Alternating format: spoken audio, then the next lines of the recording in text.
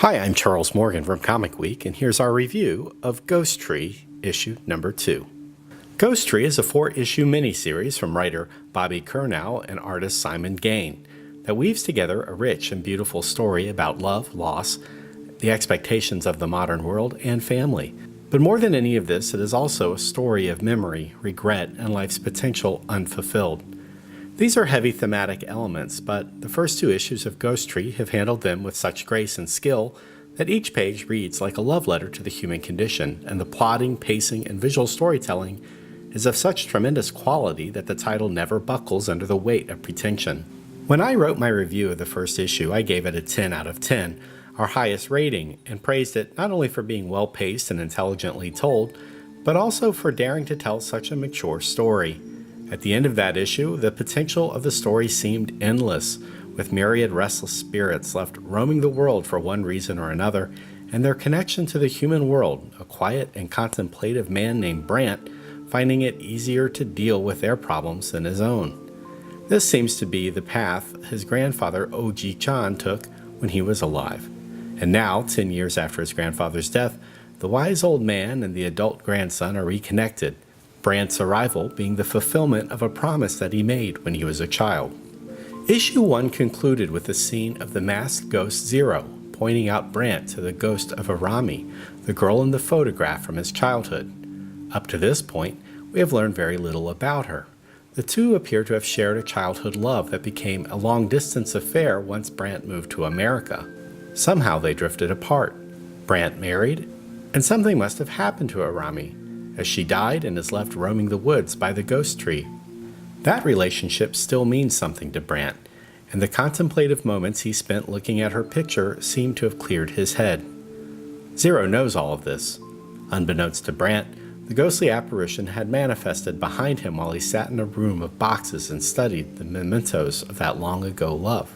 And while Brandt's reunion with Arami seemed inevitable at the end of issue 1, a number of discontented spirits would require his attention as the second part of this story got underway. The setting of Ghost Tree has almost exclusively been an old traditional house in a secluded spot in the woods. And to give these spaces life, colorist Ian Herring and Becka Kenzie have employed a number of bluish-green tones. In an exciting and interesting opening sequence in issue 2, a headless samurai makes his presence, and dissatisfaction at being headless, known to Brandt. All of this is bathed in that bluish-green tone. The consistency of its use and the intimacy of the locations remind me of a chamber drama. Of course, there are moments of frights and levity, too. In the second issue, there's a major shift in the color palette that occurs fairly early on, and through this we learn vital information about the presence not only of ghosts, but of demons. The ghosts so far have seemed benign, friendly even, and harmless unless they group up and overwhelm you. Demons, on the other hand, are frightening and dangerous, and are attracted to the tree and see it as a beacon to this world. The ghost of Oji-chan tells Brandt that these are things that he has never seen before. Here, we learn Zero's role is to safeguard the realm from these demons. Once he appears, the demons scatter. The artist's color palette returns to the serenity of bluish green. Brandt heads home, and after dinner, he returns to that room of boxes. He tries to connect with his wife over the phone, but she isn't there and doesn't answer. Brandt's in the dumps and feeling lonely, and this is when the ghost of the girl from his childhood makes her presence known. In just 2 pages, Curnow tells a devastating story about what happened to Arami and why she stopped writing to Brandt. We learn that Brandt never knew anything about what happened to her and essentially grew up, started a career, and got married, while Arami was never afforded the chance to do any of these things.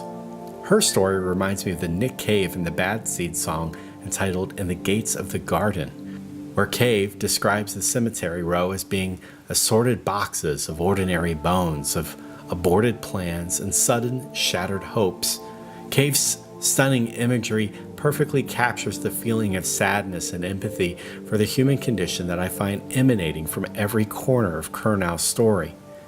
In the forest of the ghost tree, the dead all have stories to tell, of wrongs that befell them, or the fickle luck that robbed them the chance to grow old, or in the case of Oji-chan, of many years lost spent focusing on all the wrong things. And whereas Brandt's interactions with the headless samurai and the other characters from the forest are entertaining, it is his time talking to the two people that meant the most to him, his grandfather and his childhood girlfriend, that really sing. But with demons lurking, it remains to be seen whether these two friends will have enough time to connect, or whether Brandt will even want to trade in the problems of the dead for his problems of the living. In writing this review, I took the time to go back and reread the first issue and to consider it in the context with what was revealed this month. And no matter how many times I read and reread these issues, I remain in awe. This is a poignant and devastatingly beautiful story, and it should win an Eisner Award. As I have said, in Ghost Tree, I see the potential for Curnow and Gane to tell a story so moving and so contemplative that I truly hope they might extend the series beyond its announced 4-issue run. The demand is there. On April 10, 2 weeks before the issue's street date, IDW announced that Ghost Tree #1 had sold out at the distributor level. The second printing was released to coincide with the street date of issue 2, and a third printing of this first issue has also been announced. This demand speaks to the strength of the creator's vision, the uniqueness of the title, and the simple elegance of Simon Gane's evocative, cinematic, and sublimely sorrowful illustrations. Comic Week's perfect score is reserved for single-issue masterpieces, and the first 2 issues of Ghost Tree are highly deserving of that honor. We give this comic a 10. If you enjoyed this Comic Week review, please check out our other reviews in print on ComicWeek.com. For everyone on staff, I'm Charles Morgan, publisher. Until next time, happy reading.